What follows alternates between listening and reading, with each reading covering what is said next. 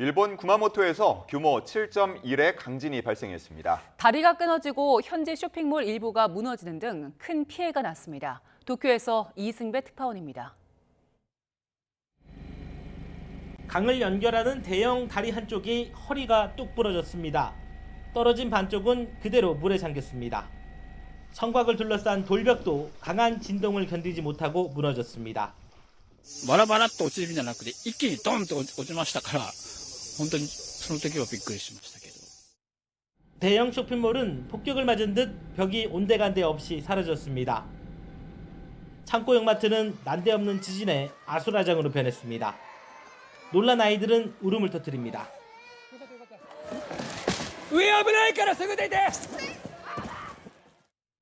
일본 남서부에 있는 구마모토에서 지진이 발생한 건 오후 4시 27분쯤 규모 7.1 강진이었습니다.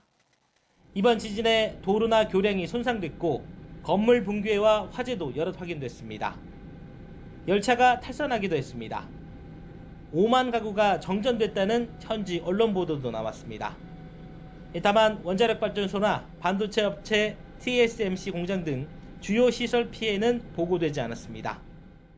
人命第一の方針のもと、政府一体となって、被災者の救命・救助等の災害応急対策に全力で取り組むこと。 일본 정부는 총리 관저 위기관리센터에 지진대책실을 설치하고 육상자위대 대원 3천여 명을 현지에 급파했습니다. 외교부는 현재까지 이번 지진으로 인한 한국인 인명피해는 없다고 전했습니다. 구마모토는 10년 전에도 규모 7이 넘는 강진으로 큰 피해를 봤습니다. 당시 270명 넘게 숨졌고 2,000명 이상이 다쳤습니다. 일본 기상청은 이번 지진이 10년 전과 비슷해 추가 지진이 발생할 가능성이 크다며 앞으로 일주일이 고비라고 밝혔습니다. 도쿄에서 YTN 이승배입니다. 네, 전해드린 것처럼 구마모토의 한 대형 쇼핑몰은 강진으로 붕괴됐는데요. 밤사이 구조 작업이 이어졌지만 2차 피해 우려로 내부 진입이 쉽지 않은 상황입니다. 일본 정부 관계자는 쇼핑몰에서 가스가 누출됐다는 신고가 있었다며 정확한 폭발 원인을 조사하고 있는데요. 국제부 연결해서 현재까지 확인된 피해 상황 알아보겠습니다. 권준기 기자, 지금까지 집계되는 피해 상황은 어떻습니까? 네, 이번 강진으로 인해 20명 가까이 생사 확인이 되지 않고 있는 것으로 파악됐습니다. 어젯밤 기준으로 구마모토현이 공식 발표한 내용을 일본 언론들이 보도하고 있는데요. 요미우리 신문 등에 따르면 지진 이후 폭발한 것으로 보이는 가시마마치 대형 쇼핑몰에서 현재까지 10명과 연락이 닿지 않는 상태입니다. 또 현장에서 구조된 4명 가운데 3명은 중상, 1명은 경상이라고 전했습니다. 한편 아사히 신문은 붕괴된 쇼핑몰에서 사망자 2명과 심정지 1명이 나왔다고 경찰을 인용해 보도했습니다. 이 쇼핑몰에서는 지진 발생 이후 흰 연기가 나면서 폭발음이 들렸다는 신고가 현지 소방서에 접수됐습니다. 이 폭발로 2층 일부 시설이 무너져 내렸는데 정확한 폭발 원인은 아직 나오지 않고 있습니다. 이와 관련해 일본 정부 고위 관계자는 취재진에게 이 폭발 원인은 단정하기 어려운 상황이지만 가스가 누출됐다는 보고가 있었다고 전했습니다. 지진 직후 쇼핑몰 이용객 200여 명은 건물 밖으로 대피해 화를 면했습니다. 이와 함께 현지 당국은 야스시로시에 있는 일본 제지 공장에 강진으로 갇혀있던 11명 가운데 2명이 심정지 상태라고 발표했습니다. 또 나머지 9명을 현재 찾고 있다고 밝혔습니다. 일본 정부는 자위대 3,600여 명을 쇼핑몰 등으로 급파해 인명 구조 활동을 시작했다고 전했습니다. 하지만 무너진 건물에서 추가 피해가 발생할 우려도 있어 구조 작업이 쉽지 않은 상황입니다. 앞서 지진에 야스시로시에 무너진 집 안에서 발견돼 병원으로 옮겨진 여성은 결국 숨진 것으로 알려졌습니다. NHK에 따르면 한 병원에서만 50명 넘는 부상자가 이송돼 오는 등 인명피해가 늘고 있는 상황입니다. 일본 TBS 방송은 현지 경찰 관계자를 인용해 상당한 인명피해가 발생할 가능성이 있으며 정확한 사망자 수 확인에는 시간이 걸릴 것 같다고 전했습니다. 현재까지 인명피해를 포함한 일본 정부의 공식 피해 발표는 아직 나오지 않고 있는 상황입니다. 현재는 강진이 발생한 구마모토를 포함해 7개 도시 21만여 명에게 대피령이 내려진 상황입니다. 또 구마모토현 약 4만 1,100여 가구에 전기가 끊겼고 수돗물이 나오지 않는 곳도 14만 가구에 이르는 것으로 나타났습니다. 이와 함께 조금 전 4시 38분에도 구마모토에 규모 3의 지진이 관측되는 등 여진이 잇따르고 있어 여전히 긴장을 늦출 수 없는 상황입니다. 지금까지 국제부에서 YTN 권준기입니다. 일본 구마모토 강진은 부산과 김해 등 우리나라에서도 감지됐습니다. 전국에서 800건에 가까운 신고가 접수됐는데 YTN에도 관련 제보가 이어졌습니다. 김철희 기자입니다. 경남 김해시에 있는 한 아파트. 천장에 달린 조명은 물론 벽에 걸린 시계까지 대롱대롱 위태롭게 흔들립니다. 너무 흔들리는데? 부산과 창원에서도 갑작스러운 진동에 놀랐다는 제보가 이어진 가운데 일부 시민들이 건물 밖으로 대피하는 소동까지 빚어졌습니다. 가만히 앉아 있는데 이렇게 흔들리더라고요. 그래서 저는 너무 어지러워 이렇게 하고 있는데 이게 계속 움직이는 거예요. 일본 강진의 여파가 바다 건너 한반도에까지 닿으면서 전국에서 신고 800건가량이 빗발쳤습니다. 특히 부산에서만 300건 가까운 신고가 접수됐고 울산과 경남이 그 뒤를 이었습니다.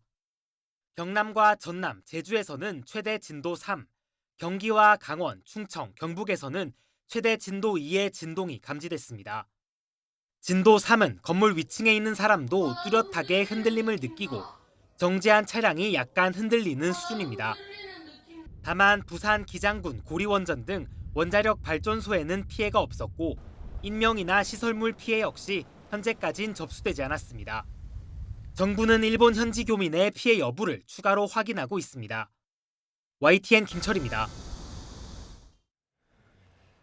이어서 폭염 상황 살펴봅니다. 서울에 폭염경보가 내려진 가운데 오늘도 전국에서 35도를 웃도는 찜통 더위가 이어지겠습니다. 기상청은 오늘 이중 고기압의 덥고 습한 수증기가 더해지면서 전국의 낮 체감 온도가 35도 이상 높게 오르겠다고 밝혔습니다. 기상청은 영남 등 남부 지방에 이어 서울 등 서쪽 내륙도 다음 주까지 기온이 높게 치솟겠다며 열사병 등의 온열 질환에 각별히 유의해달라고 당부했습니다.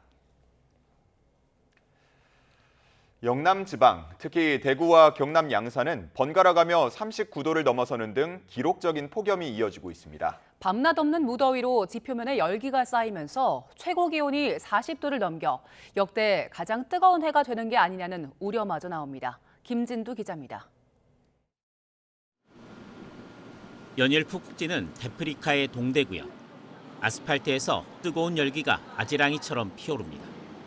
손으로 햇빛을 가리고 연신 부채질을 하는 시민들. 시원한 물안개가 뿜어지며 주변 온도를 낮춰주는 쿨링포그에서 잠시 더위를 피합니다. 외지에서 대구를 찾은 사람들은 숨이 턱턱 막히는 열기에 혀를 내두릅니다. 서울에 비해서 해도 강하고 좀 눈살도 찌푸려지고 그래서 많이 더운 것 같아요. 폭염 중대 경보가 내려진 영남 지역에서 낮 최고 기온이 39도를 넘는 건 일상이 됐습니다. 특히 경남 양산과 대구는 번갈아가며 가장 뜨거운 곳에 이름을 올리고 있습니다. 더 큰 문제는 밤사이 열기가 식지 않으면서 지표면에 더위가 겹겹이 쌓이고 있다는 점입니다. 이미 최장 연속 열대야 기록을 하나둘 넘어서고 있는 상황. 이대로 열기가 계속 축적된다면 낮 기온 40도 돌파는 물론 역대 최고 더위 기록마저 새로 쓸 수 있다는 관측이 나옵니다. YTN 김준우입니다. 견디기 힘든 폭염으로 하루 70명 안팎의 온열 질환 환자가 발생하고 있습니다. 사망자도 올해 9명까지 늘어났는데요. 폭염 속 일터에서 무리한 작업으로 인한 인명피해가 발생하지 않도록 정부가 2주 동안 집중 안전점검을 벌이기로 했습니다. 이문석 기자입니다. 27일 하루에만 온열 질환자 73명이 응급실에 실려왔습니다. 이 중 강원도에서 80대 여성이 숨진 거로 보고됐습니다. 지난 5월 15일 이후 누적 온열 질환자는 1,482명으로 늘어났고 이 가운데 9명이 사망했습니다. 환자의 절반은 작업장이나 논밭, 비닐하우스에서 발생했습니다. 더위 속에서 일하다가 온열 질환에 걸린 겁니다. 고용노동부는 폭염 속 무리한 작업이 이루어지는 것을 막기 위해 2주간 취약사업장을 집중 점검하기로 했습니다. 건설업과 조선업, 물류제조업 등 1,000곳이 대상입니다. 특히 사용자가 폭염안전 5대 기본 수칙을 잘 지키고 있는지 확인할 계획입니다. 시원한 물과 보냉장구 지급, 냉방 제공, 2시간당 20분 이상 휴식, 온열 환자 발생 시 119 신고하기를 말합니다. 폭염 단계별로 작업 중지 권고가 잘 이행되는지도 살피기로 했습니다. 체감온도 38도 이상이면 안전 긴급조치 작업의 모든 5개 작업을 멈추라고 강조했습니다. YTN 임석입니다. 보안수사권 완전 폐지를 골자로 한 형사소송법 개정안이 법사위 소위를 통과하면서 본회의 처리까지는 사실상 7부 등선을 넘었습니다. 하지만 여야 간 이견이 좁혀질 가능성이 전무해 막판까지 적잖은 충돌이 예상됩니다. 임성재 기자의 보도입니다. 형사소송법 개정안 등을 논의하기 위해 열린 법사위 소위원회는 진통의 연속이었습니다. 회의 시작과 동시에 국민의힘 의원들이 심사 순서 등을 문제 삼으며 회의장을 빠져나온 겁니다. 일방적으로 민주당이 이렇게 바꿔서 형사소송법을 먼저 논의하겠다고 하는 것은 형사소송법을 자기들 일정대로 강행 처리하겠다는 보안사건 폐지 당론을 정한 뒤 갈 길 바쁜 민주당은 회의 진행에 주력했고 퇴장과 정회는 반복됐습니다. 심사 혹은 논의 시간이 절대적으로 부족하니 형사소송법을 먼저 진행을 하고 그간의 경과를 듣고 의견을 말씀하셔라 이렇게 이제 기회를 드린 건데 이번 주 목요일로 못 박은 본회의 처리 시점을 지키기 위해서인데 이 마지막 관문인 법사위 전체 회의도 녹록지 않은 충돌이 예상됩니다. 여야가 이번 달 처리를 목표로 한 선관위 특검법 심사는 속도를 내고 있지만 이 형소법을 둘러싼 여야 지도부 간 신경전은 이어졌습니다. 국민의 불안을 부추기고 여론을 호도하고 있습니다. 검찰 직접 수사권 존치 주장은 정치 검찰의 국민의힘 결탁의 증거입니다. 국민이 실험실의 지로 보입니까? 누차 경고했지만 보안수사권 폐지 이후 범죄 대란은 현실이 됩니다. 본회의 개최에 열쇠를 쥔 조정식 국회의장은 심사 과정을 지켜보겠다는 원론적인 입장을 밝혔습니다. 보안대책 관계에서 현재 법사위에서 논의 중인 만큼 그 과정을 지금 저도 지켜보고 있는 중입니다. 조 의장은 다만 형사소송법은 굉장히 오래 끌어온 문제라고 강조했습니다. 결단할 땐 과감히 하겠다는 말도 빼놓지 않았는데 여권의 타임라인은 예정대로 진행될 가능성이 크다는 관측도 나옵니다. YTN 임성재입니다. 더불어민주당 차기 지도부를 뽑는 권리당원 투표가 시작되면서 당권 주자들도 당심 잡기 경쟁에 열을 올리고 있습니다. 첫 경선지인 충청권의 성적표 발표를 앞두고 개파 간 신경전도 치열해지고 있습니다. 황보혜경 기자입니다. 충청권 권리당원 온라인 투표가 시작된 첫날, 정청래 후보는 이틀 연속 고향 충청을 찾았습니다. 고 이해찬 전 국무총리 묘소를 참배한 뒤 세종에서 당원들과 만나 1인 1표제로 이해찬 정신을 잇겠다고 강조했습니다. 1인 1표를 누가 흔들려 하고 있습니까? 제가 당원 주권 정당 1인 1표를 사수하겠습니다. 송영길 후보도 연이틀 충청을 돌며 당심 공략에 주력했습니다. 당대표는 단순히 대통령 뜻을 뒷받침해서도 대통령과 각을 세워 싸워서도 안 된다고 두 경쟁자를 견제하며 레이스 완주 의지도 분명히 했습니다. 송영길 왜 당대표 나왔냐? 당선되려고 나왔습니다. 페이스메이커가 아니라 피스메이커 송영길. 부울경 투표 개시를 하루 앞두고 경남행을 택한 김민석 후보는 흔들리지 않는 이재명 정부를 만드는 게 원칙이라고 강조했습니다. 누가 근거 없이 대통령과 정부를 비난하고 대통령이 억울하게 공격당하는 일은 없게 하겠다 저는 이렇게 말씀드립니다.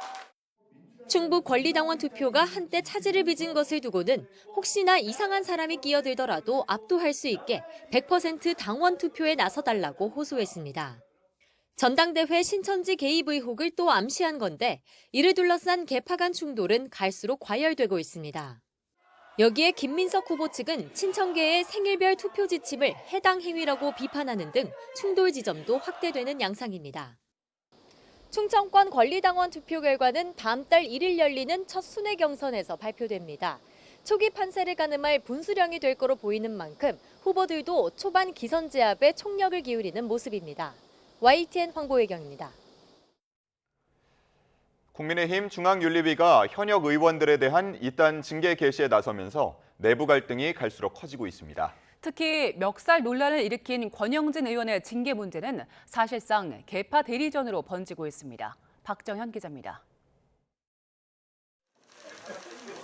이른바 멱살 사태의 당사자 권영진 의원에게 최고위가 자진 탈당을 권유하자 국민의힘 아침 회의에선 또 한 번 공개 충돌 장면이 나왔습니다. 권 의원과 함께 의원 모임 대한감일에 소속인 조은희 의원이 먼저 사과했으니 기회를 주자고 감싸자 잘못에는 책임이 따르되 진심 어린 반성과 사과를 할 때는 다시 함께 갈 수 있는 기회를 줘야 된다고 생각합니다. 권 의원이 요구했던 정보위 간사를 맡은 유영하 의원이 대치기에 나선 겁니다. 이까지 정보위 간사가 뭐라고? 둥지가 깨지면 그 안에 알이 다 깨지는 법입니다. 동지니까 감싸줘야 되고 이런 정당은 저는 존재할 수 없다고 봅니다. 선처를 바란다는 정점식 원내대표 호소에도 중앙윤리위가 권 의원을 포함해 현역 의원들에 대한 이단 징계 절차에 착수하면서 당 안팎 잡음은 커지고 있습니다. 박덕흠 부의장 낙선 종용으로 징계 대상에 오른 조경태 의원은 징계받을 건 자신이 아니라 장동혁 대표라고 발끈했고 윤리위원회가 아니라 장동혁 대표의 아바타 위원회라고 불러야 마땅할 것입니다. 무도한 표적 징계, 역사가 반드시 심판할 것입니다. 무소속 한동훈 의원 선거 지원 문제로 제소된 진종호 의원도 사당화를 위한 겁박성 징계라고 반발했습니다. 당사자들뿐 아니라 비당권파를 중심으론 사실상 장동혁 대표의 비판적 목소리를 내온 인사들을 겨눴다는 볼멘 소리가 적지 않은 상황입니다. 장 대표는 징계 논란은 직접 언급을 삼가는 대신 공천룰의 당성평가 강화를 시사하며 당 장악력 확대에 나섰습니다. 공천에 있어서 당 대표를 배제하자고 하는 것이 자신들의 유불리를 따지는 얄팍한 생각에서 나온 것이라면 당원들을 완전히 무시하는 잘못된 발상이라는 것이 다만 윤리위 내부에서도 징계 적절성을 둘러싼 의견 대립으로 이딴 사임 사태까지 벌어진 만큼 실제 징계 결정이 나와도 절차적 흠결 논란은 불가피하다는 지적도 있습니다. YTN 박정현입니다. 트럼프 대통령이 이란 전쟁 개전 이후 처음으로 베냐민 네타냐후 이스라엘 총리와 만나 이란의 핵무기 저지 의지를 재확인했습니다. 트럼프 대통령은 이란을 향해 합의를 압박했는데요. 이란은 호르무즈 해협 통제 구역을 확대하겠다는 계획을 내놨습니다. 워싱턴 연결해 보겠습니다. 홍상희 특파원, 이란 전쟁 개전 이후 첫 정상회담이어서 큰 관심을 모았는데요. 트럼프 대통령과 네타냐후 총리의 논의 내용이 공개됐습니까? 네, 이란 전쟁 기간 여러 차례 이견을 보였던 두 정상의 만남에 국내외 관심이 컸는데요. 기자들과 상당 기간 질의응답으로 시작했던 평소와는 달리 오늘은 비공개로 1시간 반 동안 회담이 진행됐습니다. 회담 이후 캐롤라인 레빗 백악관 대변인은 긍정적이고 생산적인 회담이 진행됐다고 짧게 언급했습니다. 베냐민 네타냐후 이스라엘 총리는 회담 직후 트럼프와의 역대 최고의 회담 중 하나였다고 평가했는데요. 이번 회담에서 이란의 핵무장을 저지하겠다는 공동의 목표를 재확인했다며 이스라엘의 안보와 미래에 중대한 사안들을 조율할 기회였다고 말했습니다. 들어보시겠습니다. כשאני אומר מצוינת, זה לא מן השפה אל החוץ. שיחה עם שותפות מלאה, עם תמיכה הדדית, עם הבנה על היעד המשותף להבטיח שלאיראן לא יהיה נשק גרעיני, וגם יעדים אחרים. 양국 정상은 오늘 회담에서 이란 전쟁 해법과 레바논과의 협상, 또 아브라함 협정에 대해 논의한 것으로 전해졌습니다. 오는 10월 총선을 앞둔 네타냐후 총리는 이란과의 전쟁을 계속하기를 희망하고 있지만 역시 11월 중간 선거를 앞둔 트럼프 대통령은 반대로 물가 상승과 여론 악화를 의식해 전쟁을 끝내야 한다는 압박을 받고 있습니다. CNN은 이스라엘 소식통을 인용해 네타냐후 총리가 이란과의 협상에서 양보하지 않아야 한다는 점을 트럼프 대통령에게 강조했다고 전했습니다.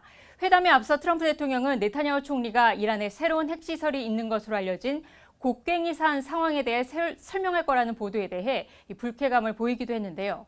네타냐후 총리를 향해 왜 전 세계를 향해 떠들고 있느냐면서 자신이 이란전에 계속 관여하기를 원하기 때문에 그러는 거라고 비판했습니다. 또 자신이 미국 대통령이 아니라면 오늘의 이스라엘은 존재하지도 않았을 거라고 말했습니다. 이런 가운데 트럼프 대통령은 이란을 향해서 다시 교량 폭격을 위협했다고요? 네, 폭스뉴스와의 인터뷰에서 밝힌 내용인데요. 트럼프 대통령은 미국이 강력한 위치에 있다면서 이란이 합의를 하지 않으면 이란 교량들은 1시간도 안 돼 없어질 거라고 경고했습니다. 주요 교량은 2시간 안에 모두 사라질 것이고 발전소도 하루면 없어질 거라면서 피할 수 있다면 그렇게 하고 싶다고 말했습니다. 하지만 해수 담수화 시설은 이란 국민의 피해가 있을 거라면서 공격하지 않겠다고 말했습니다. 트럼프 대통령은 그러면서도 이란은 핵 논의를 하지 않았다고 하겠지만 핵이 논의의 전부라면서 이란과 좋은 대화를 해왔다고 강조했는데요. 어제도 이란과 매우 우호적인 협상이 진행되고 있다고 주장했는데 어제 발언 들어보시겠습니다. And right now they're talking to us about making a deal, but if we didn't do it tough, there would be no talk. Right now they have very friendly negotiations going on. 트럼프 대통령은 네타냐후 총리와의 회담에 앞서서 이 젤렌스키 우크라이나 대통령과도 만났습니다. 지난 25일 우크라이나가 이란 상선을 공격하고 중동 국가의 드론 요격 기술을 전수하면서 이란 전쟁과 관련한 내용이 논의됐을 가능성이 나오고 있습니다. 트럼프 대통령과 네타냐후 총리, 젤렌스키 대통령은 회담 뒤 린지 그레이엄 상원 의원의 추도식에도 함께 참석했습니다. 네, 이런 상황에서 이란은 호르무즈 해협에서 이란의 해협 통제 구역을 확대하는 방안을 오만에 제안했다고요? 네, 호르무즈 해협 통제권을 주장하고 있는 이란은 현재 오만과 해협 관리 방안을 논의하고 있는데요. 오만이 이란의 호르무즈 해협에서 자발적 통행료를 받자고 제안한 것으로 알려진 가운데 이란은 자국의 해협 통제 구역을 확대하겠다는 안을 내놨습니다. 이란 외무부 차관의 말을 들어보시겠습니다. پیشنهادمون این هستش که یک سمت یعنی یک در واقع یک مسیر کاملا در آبهای سرزمین جمهوری اسلامی ایران و بخشی هم از اون مسیر در آبهای سرزمین 호르무즈 해협 통항로를 남북으로 분할해 이란과 오만이 각각 관리하자는 오만의 제안도 이란의 안보 우려를 해소하지 못한다며 거절한다고 밝혔습니다. 호르무즈 해협 관리 문제를 합의하지 못한 호르무즈 해협은 계속 폐쇄될 거라고 경고하기도 했습니다. 이와 함께 호르무즈 해협은 결코 전쟁 이전 상황하지 않을 거라면서 그렇게 된다면 전쟁으로 얻은 성공이 불안해지는 거라고 강조했습니다.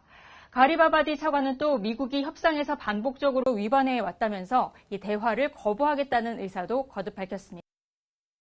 손에서 전해드렸습니다.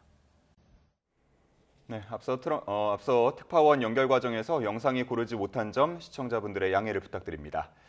다음 뉴스입니다. 트럼프 대통령이 이스라엘의 양숙인 튀르키예에 최신형 F-35 전투기를 판매하겠다는 입장을 거듭 밝혔습니다.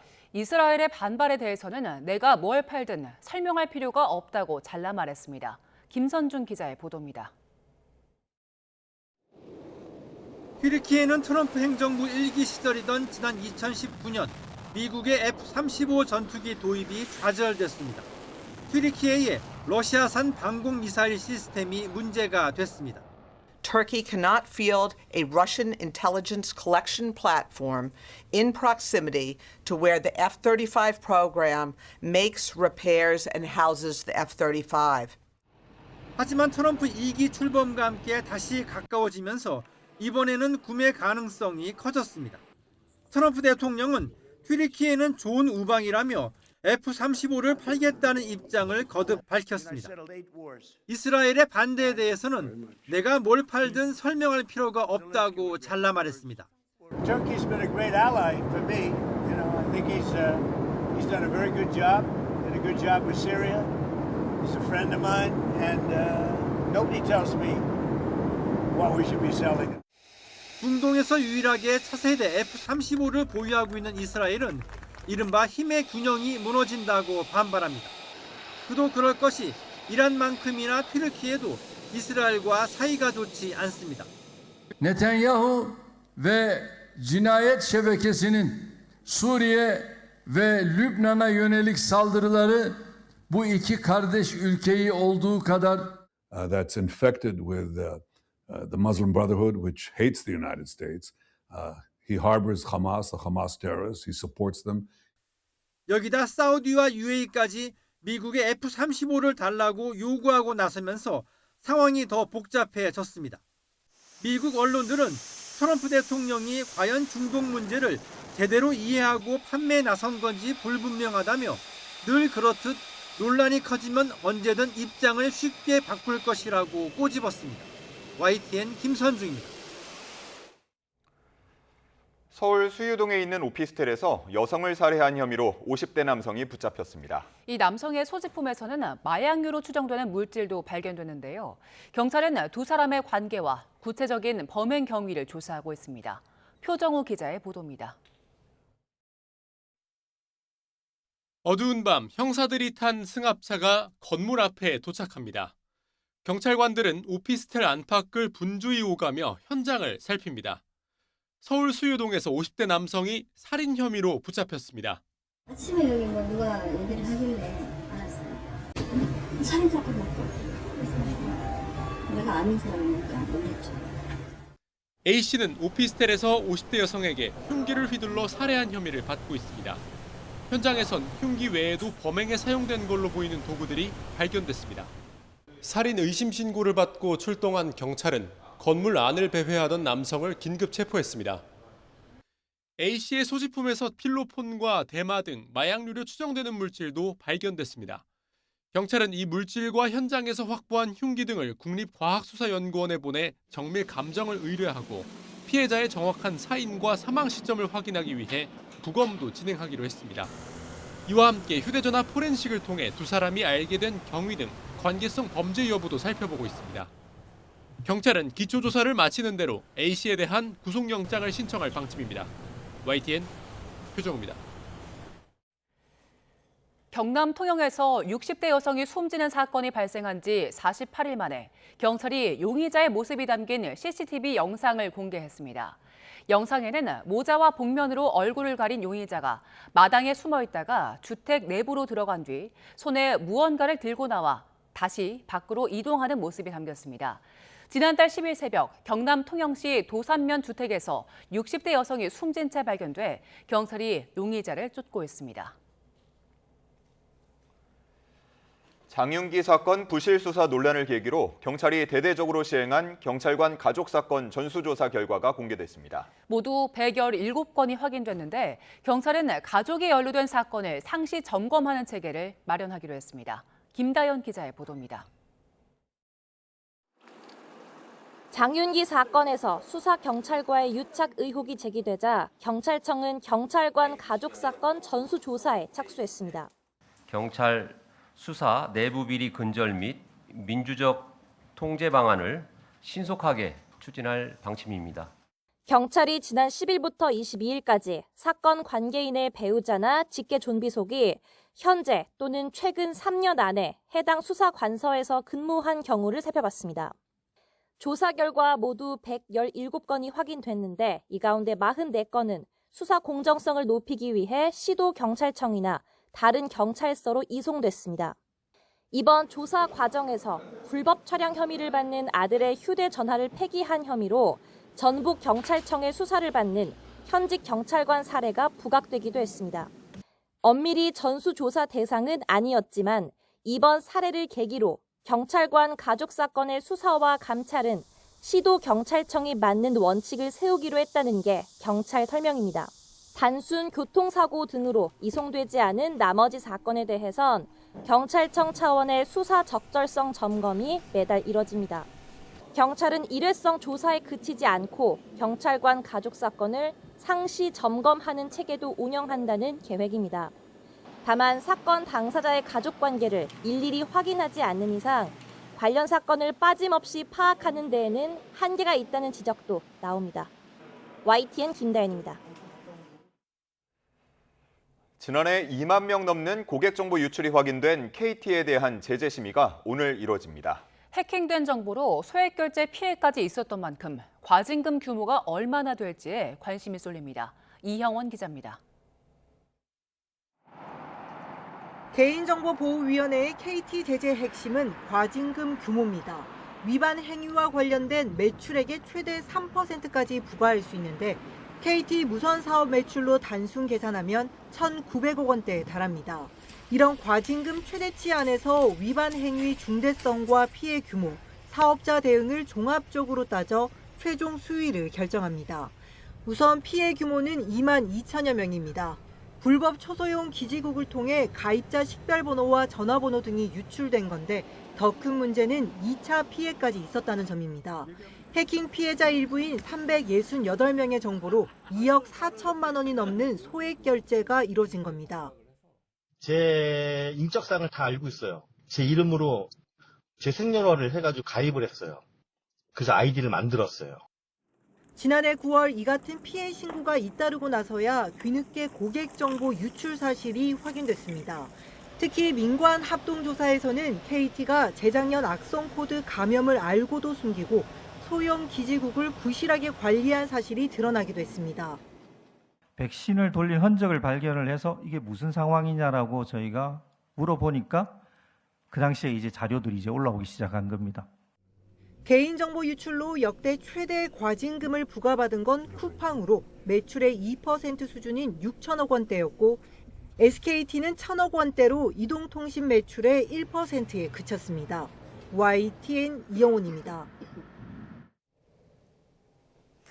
어제 나타난 폭염이 고스란히 밤더위로 이어졌습니다. 대부분 지역에 열대야주의보가 이어지는 가운데 현재 서울 기온은 26.4도, 체감온도는 초열대야 기준인 30도에 육박하고 있는데요. 그 밖의 지역 기온도 보시면 청주의 기온 26.7도, 부산 28.7도를 보이고 있습니다. 한낮에는 경남 양산과 의령, 창녕의 폭염 중대경보가 지속하는 가운데 극한 더위가 나타나겠고요. 서울도 폭염 경보가 이어지겠습니다. 오늘 낮 기온은 서울 34도, 대구 37도, 양산 39도까지 크게 지속했고요. 습도가 높아서 체감하는 더위가 극심하겠습니다. 더운 시간대에는 야외 활동을 자제하시고 목이 마르지 않더라도 수분 섭취를 수시로 하는 등 온열 질환 예방에 각별히 신경 써야겠습니다. 오늘은 전국이 대체로 맑겠고요. 밤부터 동해안을 중심으로는 바람이 강하게 불겠습니다.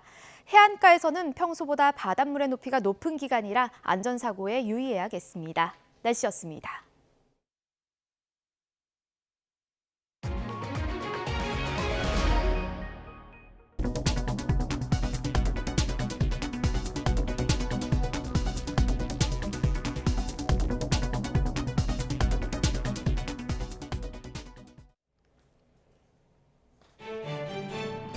일본 구마모토에서 규모 7.1의 강진이 발생해 다리가 끊어지고 쇼핑몰 일부가 무너지는 등 큰 피해가 났습니다. 20명 가까이 생사 확인이 되지 않고 있는데 일본 기상청은 추가 지진이 발생할 가능성이 커 앞으로 일주일이 고비라고 밝혔습니다. 검사의 보안수사권 폐지를 골자로 하는 형사소송법 개정안이 범여권 주도로 국회 법사위원회 소위를 통과했습니다. 민주당은 내일 본회의에서 최종 처리한다는 방침인데 여야 간 이견이 여전해 막판까지 적잖은 충돌이 예상됩니다. 영남의 극한 더위가 중부로도 확대하면서 서울도 보름 만에 다시 폭염 경보로 격상됐습니다. 오늘도 영남 지역은 낮 기온이 40도에 육박하는 등 당분간 비 예보 없이 폭염이 이어집니다. 트럼프 미국 대통령이 전쟁 개전 이후 처음으로 네타냐후 이스라엘 총리와 만나 이란의 핵무기 보유 저지를 위한 의지를 재확인했습니다. 이란을 향해서는 합의가 안 될 경우 1시간 안에 교량을 없앨 거라는 경고도 내놨습니다. 어제 오후 4시 27분쯤 일본 남서부 구마모토현에서 규모 7.1의 지진이 발생했습니다. 지진 발생 깊이는 10km로 추정됩니다. 이 지진으로 구마모토현 구마모토 지방에서 진도 7의 흔들림이 관측됐는데요. 진도 7은 일본 기상청 진도 계급 10개 단계 중 최고 등급이며 사람이 서 있거나 자유롭게 움직일 수 없는 정도의 강한 흔들림입니다. 일본 구마모토에서 발생한 규모 7.1의 강진으로 생사 여부가 확인되지 않은 사람이 20명 가까이 되는 걸로 나타났습니다. 요미우리 신문 등 일본 언론은 구마모토현 공식 발표를 인용해 어젯밤 10시 기준 가시마마치 대형 쇼핑몰 붕괴로 현재 10명과 연락이 닿지 않는 상태라고 보도했습니다. 또 쇼핑몰 붕괴 현장에서 구조된 4명 가운데 3명은 중상, 1명은 경상이라고 전했습니다. 이 대형 쇼핑몰은 지진 발생 이후 어제 오후 6시쯤 흰 연기가 나면서 폭발음이 들렸다는 신고가 현지 소방서에 접수됐다고 일본 언론들은 보도했습니다. 일본 구마모토현에서 규모 7.1의 강진이 발생하면서 우리나라에서도 흔들림이 감지됐습니다. 경남과 전남, 제주에서는 최대 진도 3, 경기와 강원, 충청, 경북에서는 최대 진도 2의 진동이 감지됐습니다. 진도 3은 건물 위층에 있는 사람이 뚜렷하게 느끼고 정지한 차량이 약간 흔들리는 수준이고, 진도 2는 조용한 상태나 건물 위층에 있는 일부 사람이 느낄 수 있는 정도입니다. 신천지 정교유착 의혹을 수사하는 합동수사본부가 신도로부터 과거 민주당 가입을 권유받았다는 진술을 확보했던 것으로 확인됐습니다. 다만 합수본에는 조직적 강요는 확인되지 않았다고 밝혔습니다. 우중훈 기자의 보도입니다. 신천지 정교유착 의혹을 수사하는 검경 합동수사본부가 탈퇴 신도로부터 민주당 가입 동료가 있었다는 진술을 확보했던 것으로 파악됐습니다. 합수본은 설명 자료를 통해 신천지에서 탈퇴한 일부 신도가 지난 2022년 말경 간부가 국민의힘에 가입하라 했고 거부감을 가지면 민주당에도 가입하라고 했다는 취지의 말을 했다고 밝혔습니다. 다만 관련자 조사와 압수물 분석 결과 총회 차원에서 당원 가입을 지시한 국민의힘과 달리 민주당 가입과 관련해선 조직적 강요가 확인되지 않았다고 설명했습니다. 합수본은 이와 별개로 신천지가 지역 민원 해결을 위해 수도권 신도들을 민주당 당원으로 가입시킨 정황을 포착해 수사를 이어오고 있습니다. 합수본은 이들이 6.3 지방선거를 앞두고 당내 영향력 행사를 위해 당원으로 가입했다고 보고 공직선거법 위반 혐의를 적용했습니다. 합수본은 법과 원칙에 따라 엄정히 수사하고 있다며 민주당 가입과 관련한 진술을 확보하고도 수사를 진행하지 않았다는 의혹은 사실과 다르다고 선을 그었습니다. YTN 우종훈입니다. 대선 기간 허위 사실을 유포한 혐의로 윤석열 전 대통령이 1심에서 징역형의 집행유예를 선고받으면서 국민의힘은 선거보전금 397억 원을 반환해야 할 위기에 놓였습니다. 그런데 윤 전 대통령은 구치소 수감 기간 17억 원에 달하는 영치금을 받은 걸로 확인됐습니다. 임예진 기자입니다. 국민의힘이 20대 대선 당시 보전받은 보조금 397억 5,600만 원을 반환해야 할 기로에 놓였습니다. 윤석열 전 대통령이 대선 후보 시절 언급한 발언이 유권자의 공정한 선택을 침해하는 허위사실 공표에 해당한다는 법원 판단이 나왔기 때문입니다. 두 가지 공소사실을 모두 유죄로 본 재판부는 윤 전 대통령에게 징역 1년 6개월에 집행유예 3년을 선고했습니다. 아직 1심이고 윤 전 대통령 측의 당일 항소로 상급심에서 다시 판단이 이뤄질 예정이지만 형량이 줄더라도 벌금 100만 원 이상이면 국민의힘은 국가에서 지원받은 선거 비용을 전액 돌려줘야 합니다. 중앙선거관리위원회에 따르면 국민의힘 재산은 2024년 기준 1,198억여 원, 이 가운데 토지와 건물이 71.5%에 달합니다. 이 때문에 형이 확정될 경우 반환금을 마련하려면 여의도 중앙장사 매각이 불가피하다는 관측도 나옵니다.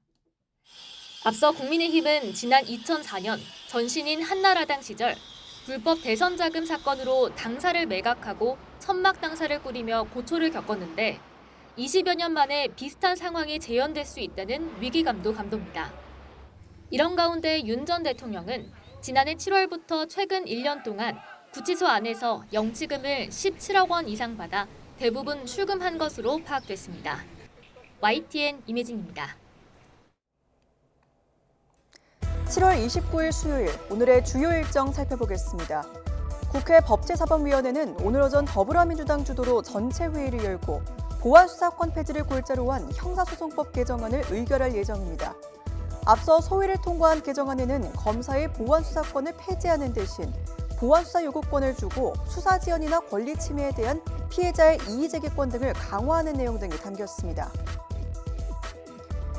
국회 재정경제기획위원회는 오늘 전체 회의를 열고 재정경제부와 기획예산처, 한국은행을 상대로 업무 보고를 받습니다. 정부가 곧 이른바 똘똘한 한차를 겨냥한 부동산 세제 개편 발표를 예고한 만큼 이 자리에선 관련 질의 응답이 나올 것으로 보입니다. 더불어민주당 당권주자 송영길, 정청래, 김민석 후보가 오늘 첫 TV토론회에서 맞대결을 펼칩니다. 80분 동안 생방송으로 진행되는 이번 토론회에서는 집권여당 대표의 역할과 민생 현안 등을 놓고 후보들 간 격돌이 예상됩니다. 지난해 2만 명이 넘는 고객정보 유출이 확인된 KT에 대한 제재 심의가 오늘 이루어집니다. 개인정보보호위원회는 오늘 전체 회의를 열고 KT의 개인정보보호법 위반 여부와 과징금 부과 관련 처분안을 심의합니다. 서울 성수대교 남단 진입로의 9cm 높낮이 차이에 따른 시민 불안을 해소하기 위해 서울시가 도로 포장을 걷어내고 정밀 점검에 나섭니다. 이를 위해 오늘 밤 9시부터 이튿날 오전 6시까지 성수대교 남단 램프를 전면 통제하고 올림픽대로 한 개 차로도 일부 통제합니다. 지금까지 오늘의 주요 일정이었습니다. 중국발 반도체 충격이 우리 증시를 강타하면서 코스피와 코스닥이 동반 급락해 지난주 검은 금요일에 이어 또 검은 화요일을 맞았습니다. 두 시장 모두에서 서킷 브레이커가 발동됐고 코스피는 장중한 때 5,990선까지 내려앉기도 했습니다. 류완홍 기자가 보도합니다. 코스피가 6,023으로 11% 가까이 급락했고 코스닥 지수는 705로 8% 가까이 급락한 채 장을 마쳤습니다. 코스피는 장중한 때 5,990선까지 내려가기도 했습니다. 두 시장 모두에서 매도 사이드카에 이어 서킷 브레이커까지 발동됐지만 이후로도 하락세는 이어졌습니다. 코스피 시장에선 외국인이 5조 원가량, 코스닥 시장에선 기관이 1,000억 원가량 순매도를 하면서 지수가 무너져 내렸습니다. 중국 창신 메모리가 상장 첫날 465%나 폭등하며 시가총액 1위로 급부상했고 중국이 고난도 기술인 심자외선 노광 장비 개발에 착수했다는 소식에 미국 나스닥과 필라델피아 반도체 지수가 하락했는데 그 충격파가 우리 증시를 흔들어 놨습니다. 글로벌 반도체 경쟁이 본격화할 것이란 우려로 반도체 선두주자인 삼성전자와 SK하이닉스 매도세가 거세졌고 두 종목 주가는 13에서 14%나 급락했습니다. 코스피 1984개, 코스닥 1557개 종목이 하락했고 상승 종목은 코스피 375개, 코스닥 140개에 불과했습니다.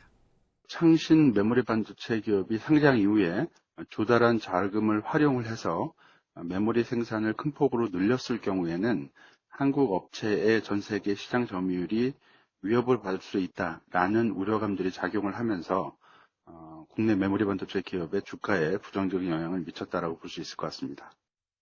금융당국은 단일 종목 레버리지 상품 총량 규제 방안을 검토하기 시작했습니다. 이억원 금융위원장은 증권사 및 자산운용사와 간담회에서 이달 31일부터 시행하는 보완 대책에도 불구하고 수요가 줄지 않는다면 투자 금액 대비 20% 이내로 개인 투자 한도를 제한하는 방안을 추가로 시행하겠다는 의사를 밝혔습니다. 코스피 시장에서 외국인 매도세가 거셌지만 40조 원 규모 SK하이닉스의 주식 예탁증서 상장 대금 유입 덕분에 원달러 환율은 6원 내린 1,462.5원으로 주간 거래를 마쳤습니다. YTN 유환홍입니다. 호르무즈 해협 연안국인 오만이 이란의 자발적 통행료 징수 방안을 제안한 것으로 전해졌습니다. 미국과 이란이 공습을 멈추고 외교적 해법을 모색하는 상황에서 나온 제안이라 주목되는데 이란이 받아들일지는 미지수입니다. 런던 조수현 특파원입니다. 2주 가까이 이어진 미국과 이란의 무력 공방을 촉발한 호르무즈 해협 통제권과 관련해 오만이 새로운 제안을 내놓은 것으로 전해졌습니다. 로이터 통신은 내부 관계자를 인용해 오만이 이란에 호르무즈 해협 공동관리 체계 구축을 제안했다고 보도했습니다. 해협 이용자들이 항해와 환경보호, 구조활동 기금 마련을 위해 자발적으로 비용을 부담하는 말라카 해협의 사례를 모델로 삼았습니다. 한 소식통은 오만의 제안이 역내 국가들의 지지를 받고 있다며 이란이 단독 통제권을 행사하지 않게 될 것이라고 말했습니다. 유엔 산하 국제해사기구 IMO는 이번 논의에 관여하지 않았다고 선을 그었습니다. 그러면서 새로운 항로나 해상 교통관리 조치에 대한 모든 제안은 회원국들의 검토를 위해 IMO에 제출돼야 한다는 입장을 밝혔습니다. 아라그치 이란 외무장관은 오만, 사우디아라비아 외무장관과 각각 통화하고 호르무즈 상황을 논의했습니다.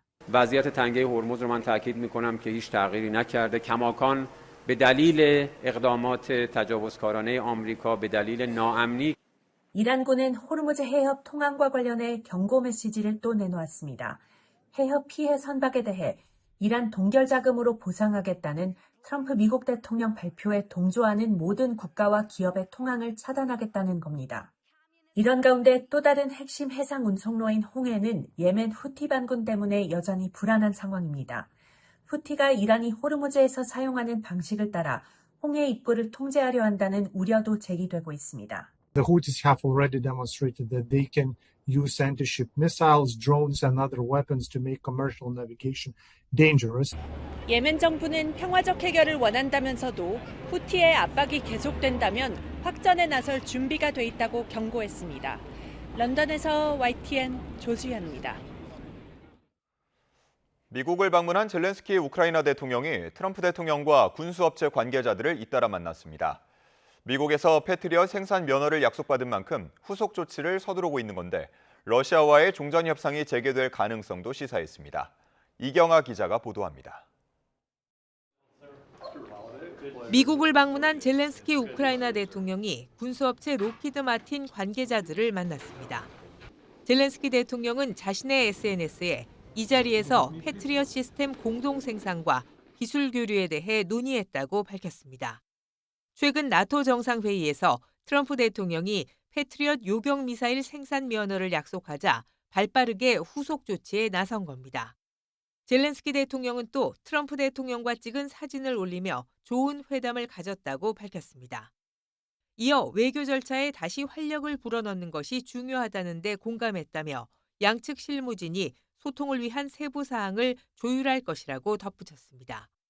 이런 발언을 볼 때 두 사람은 지난 2월 미국이 이란과 전쟁을 시작하면서 교착 상태에 빠진 러시아와의 종전 협상을 재개하는 방안도 논의한 것으로 보입니다. 이번 회담은 지난 25일 우크라이나가 카스피해에서 이란 상선을 공격한 뒤 열렸습니다. 이란이 러시아를 돕고 있다고 의심해온 우크라이나가 러시아로 가는 군사 물자를 막겠다는 명분으로 사실상 이란 전쟁에 뛰어든 셈입니다. 트럼프 행정부 역시 중동 지역 미 중앙정보국 시설을 노린 이란 공격에 러시아가 관여했는지 조사하던 상황입니다. 러시아는 이란 상선 공격에 대해 우크라이나의 테러 행위라며 강력히 비난했습니다. Мы видим, что киевский режим продолжает свою террористическую активность. И если посмотреть ретроспективно, собственно, киевский режим постоянно расширяет географию своей террористической активности. 러시아는 에너지 시설에 대한 우크라이나의 집중 공격과 서방의 제재로 경제난이 심화하고 있습니다. 유럽연합은 경제 제재가 효과를 내고 있다고 보고 러시아를 돕는 것으로 판단한 1,600여 기업을 무더기 제재하는 것도 검토 중입니다. YTN 이경아입니다. 경제 한 줄 뉴스입니다. 지난해 북한의 수출과 수입이 모두 두 자릿수 증가율을 기록하면서 대외 무역 규모가 1년 전보다 16% 증가한 것으로 나타났습니다. 공정거래위원회가 대기업일수록 과징금을 더 많이 매길 수 있도록 과징금 부과 체계를 개편합니다. 정부가 자살이 반복적으로 발생하는 건물과 교량, 철로, 산 하천 등 위험 장소를 데이터 기반으로 집중 관리하고 맞춤형 안전시설과 감지 체계를 확충합니다. 지난해 우리나라의 고령 인구 비중이 내외국인을 합친 총 인구 기준으로 처음으로 20%를 넘어섰습니다. 중동 지역 긴장이 다시 고조되면서 나프타 공급망 우려가 커진 가운데 정부는 8월까지 나프타 물량을 지난해 수준 이상으로 확보했다고 밝혔습니다. 지금까지 한 줄 뉴스였습니다. 다음 소식입니다. 여름 배추 주산지인 강원도 고랭지에서 수확을 포기하는 농가가 잇따르고 있습니다. 농자재 값은 치솟고 유통비 부담에 가격 폭락이 이어지면서 농민 입장에서는 팔수록 손해이기 때문인데요. 홍성욱 기자가 취재했습니다. 강원도 홍천군 내면 고랭지 배추밭. 다 자란 배추가 밭에서 썩어갑니다. 가격 하락으로 팔아도 손해만 보자 지난주부터 수확을 포기했습니다. 또 다른 배추밭도 마찬가지. 한창 여름 수확철이지만 분주한 손길은 찾아볼 수 없습니다. 치솟는 농자재 값과 인건비 때문에 이 배추밭 주인은 일찌감치 수확을 포기했습니다. 이 때문에 배추밭에는 수확 시기를 놓친 배추가 썩어가고 있고 잡초만 무성하게 자랐습니다. 출하 비용이 배추 한 상자에 3,000원인데 시장 가격이 7,000원대에 그치며 포장비와 인건비, 물류비를 더하면 팔수록 손해입니다. 최근 서울 가락시장 10kg 배추 평균 가격은 7,000원대로 지난해 같은 기간 12,000원보다 40% 가까이 떨어졌습니다. 한 박스당 유통비만 해서 유통비하고 포장비, 운임, 작업비 하면 5,000원에서 6,000원 사이를 왔다 갔다 해요. 그런데 그렇게 가서 서울 가서 5,000원, 6,000원 또 수수료, 그 가락동 수수료도 무시 못해요. 그 수수료 내고 하다 보면 그게 안 되니까. 홍천 외에도 평창과 강릉 등 고랭지 곳곳에서 수확을 포기하는 농민이 늘고 있습니다. 이란 전쟁 여파로 오를 대로 오른 농자재 비용 역시 농민들을 더 힘겹게 하고 있습니다. 미국과 이란 그 전쟁 때문에 기름값이 이제 치솟는 바람에 이제 농자재 값이 아무래도 좀 많이 올라가서 그 비료값이나 뭐 하다못해 이런 비닐이 값도 많이 올라서 농민들이 한번 더 힘들죠. 인근에서는 농사를 망친 배추 농민이 극단적 선택을 시도하는 일까지 벌어지기도 했습니다. 복잡한 유통구조에 치솟는 생산비, 여기에 가격 폭락까지. 썩어가는 배추를 바라보는 농민 마음도 까맣게 타들어가고 있습니다. YTN 홍석입니다. 제주 해녀들이 만성적인 코와 목 질환에 시달린다는 사실이 대규모 연구 결과로 입증됐습니다. 반복적인 바닷물 잠수가 점막에 염증을 일으키고 인후두 기능을 약화시킨 걸로 나타났습니다. 최소라 기자입니다. 제주를 배경으로 당찬 소녀의 일생을 그려낸 폭삭 소가수다. 해녀인 주인공의 어머니는 별다른 장비 없이 맨몸으로 거친 바다와 싸우며 물질을 합니다. 이런 해녀들의 고된 작업 환경은 코와 목 건강에 치명적인 것으로 확인됐습니다. 국내 연구진이 20년 동안 해녀 8,800여 명의 임상 자료를 분석한 결과를 공개했습니다. 해녀들은 일반인보다 코 주위 염증이 생기는 급성 부비동염이 37%, 알레르기 비염은 30% 더 많이 앓은 것으로 나타났습니다. 특히 50세 미만 젊은 해녀의 경우 비염 위험은 55%까지 치솟았습니다. 인두와 후두 질환 발생률 역시 일반인보다 각각 31%와 28% 더 높았습니다. 또 해녀분들은 무호흡 잠수를 하시게 되고 압력에 이제 노출이 됩니다.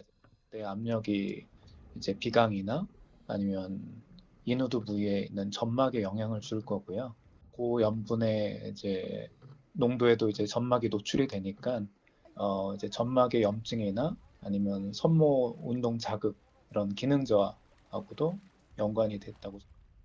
이번 연구는 해녀를 대상으로 한 첫 대규모 조사로 바다의 극한 작업 환경이 호흡기에 미친 영향을 면밀하게 분석했다는 평가입니다. 이번 연구 결과는 이비인후과 분야 최고 권위 학술지인 라이놀로지에 실렸습니다. YTN 사이언스 최소라입니다. 한국전쟁 정전협정 73주년을 맞아 트럼프 대통령이 굳건한 한미 동맹을 강조하는 메시지를 냈습니다. 지난해와 달리 북한 비핵화 대신 공산주의 위협을 강조하면서 미국 중간선거를 앞두고 이념 공세를 이어간 걸로 보입니다. 워싱턴에서 신인정 특파원이 보도합니다. 트럼프 1기 행정부에서 처음 선포된 한국전쟁 정전 기념일을 맞아 트럼프 미 대통령은 올해도 메시지를 내고 참전 용사들의 희생을 기렸습니다.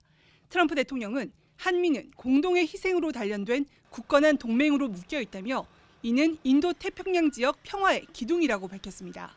이어 한국전쟁 당시 한반도를 정복하려 했던 공산주의 세력이 이제는 서방에서 다시 고개를 들고 있다며 힘으로 맞설 거라고 강조했습니다. 트럼프 대통령은 최근 공개 연설에서도 공산주의를 미국의 최대 위협으로 규정하며 반공 메시지를 핵심 화두로 내세우고 있습니다.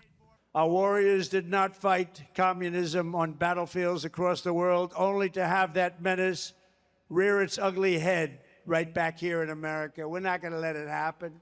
오는 11월 중간 선거를 앞두고 민주당 진영을 공산주의로 매도하며 지지세 결집을 노리고 있는 것으로 보입니다. 최근에는 자신에게 야유를 보낸 청중을 공산주의자라고 부르며 자신에게 반대하는 세력 전체를 비난하는 프레임으로 확대하고 있습니다. He's a communist. We're running against communists. Now, this is great. 지난해 정전협정 기념 메시지에 담겼던 북한 비핵화와 판문점 북미 정상회동 등 대북 외교 성과는 이번에는 빠졌습니다. 이런 가운데 미국 의회에서는 한국 전쟁 참전 용사들의 희생을 기리는 결의안이 초당적으로 발의됐습니다. 미 연방하원은 한국 전쟁 참전 용사는 물론 정전 체제 유지 과정에서 전사한 장병들도 한국 방위 참전 용사로 지칭하며 함께 기렸습니다. 워싱턴에서 YTN 신윤정입니다. 11월 중국 선전에서 개막하는 에이펙 정상회의를 앞두고 예행연습 성격의 행사가 열렸습니다. 에이펙을 위해 조성한 대규모 국제회의장의 마무리 공사와 경호, 또 의전 준비도 한창입니다. 선전에서 강정규 특파원이 현장 취재했습니다.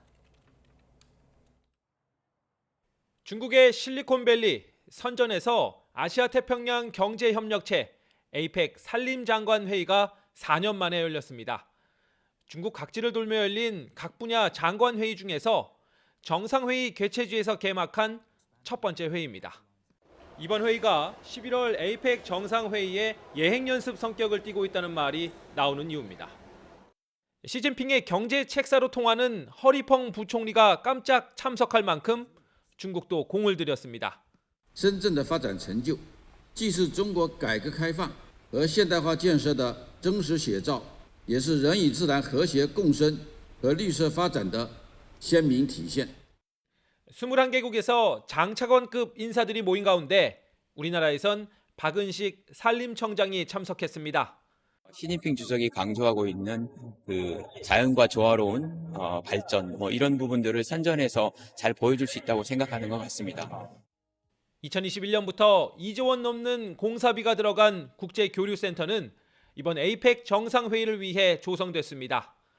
선전에 건설된 첫 대규모 외교 행사장으로 마무리 공사와 삼엄한 경호 의전 준비가 한창이었습니다.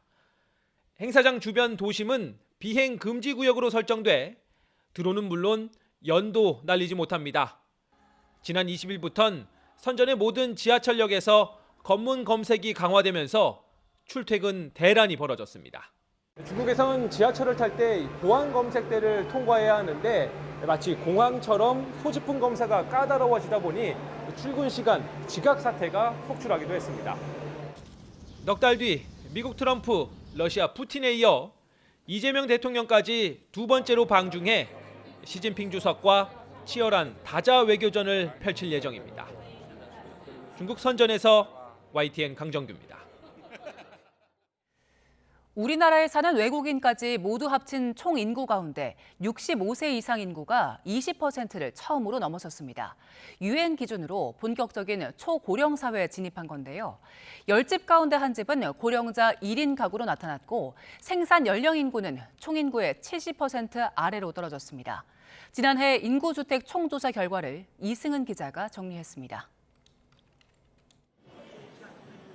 지난해 내국인과 외국인을 합친 우리나라 총인구는 5,181만 7천 명입니다. 내국인은 줄었지만 외국인이 늘어 총인구는 한 해 전보다 12,000명, 0.02% 증가하며 가까스로 감소를 면했습니다. 65세 이상 고령자는 1,072만 명으로 20%를 처음 넘어섰습니다. 반면에 0에서 14세 유소년은 고령 인구의 절반 정도에 그쳤습니다. 결국 15세에서 64세까지 생산 연령 인구 비중은 69.2%로 관련 집계를 시작한 2015년 이래 처음 70% 밑으로 떨어졌습니다. 우리 내국인만으로 생산 연령 인구를 산출해 보면 68.4%입니다. 근데 외국인 같은 경우는 30대 외국인이 가장 많아서 생산 연령 인구 비중이 89.3%로 매우 높습니다. 65세 이상 1인 가구는 245만 6천 가구로 1년 새 7.3% 늘었습니다. 일반 가구에서 차지하는 비중이 10.9%로 역대 최대입니다. 1인 가구도 824만 가구로 36.6%를 차지하면서 역시 역대 최대 비중을 기록했습니다. 남자는 30대, 여자는 60대에서 1인 가구 비율이 높았습니다. 혼인 구조 변화도 더 뚜렷해졌습니다. 18세 이상 내국인 가운데 미혼 인구가 29.6%를 차지했습니다.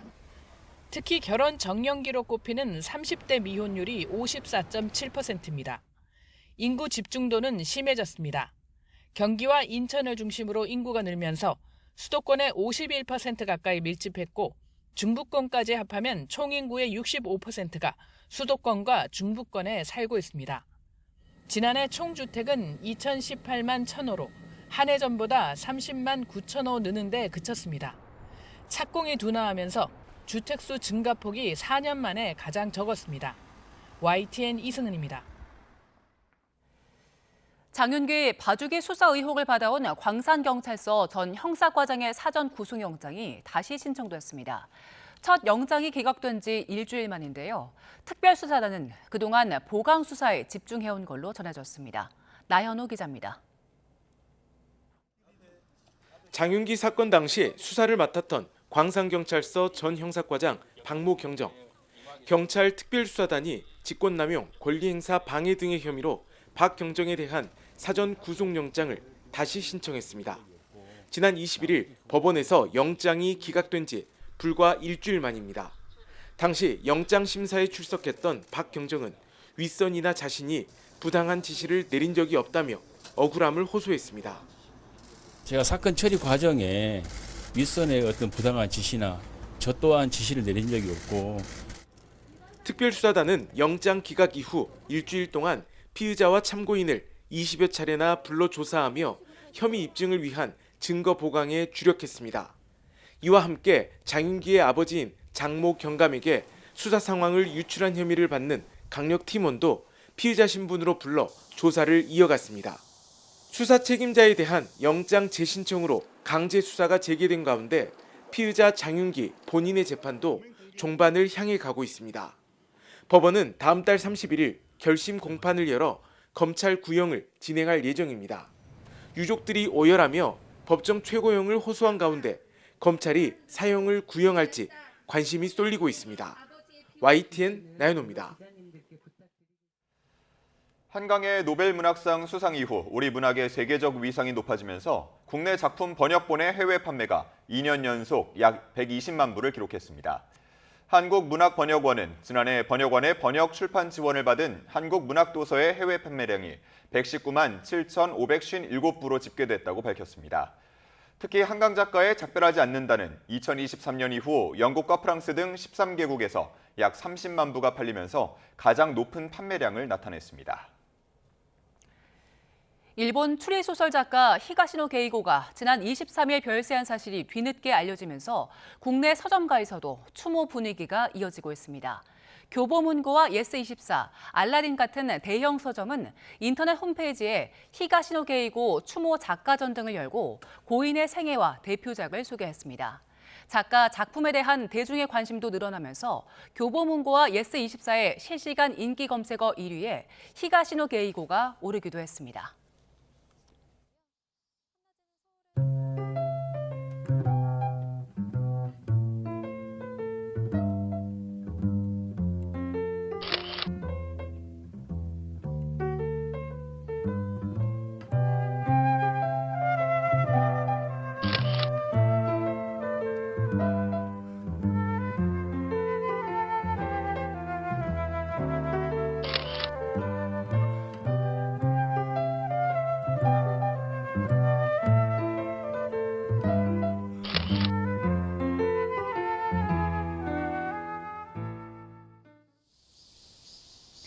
갈수록 폭염이 심해지면서 더군다나 열대야도 기승입니다.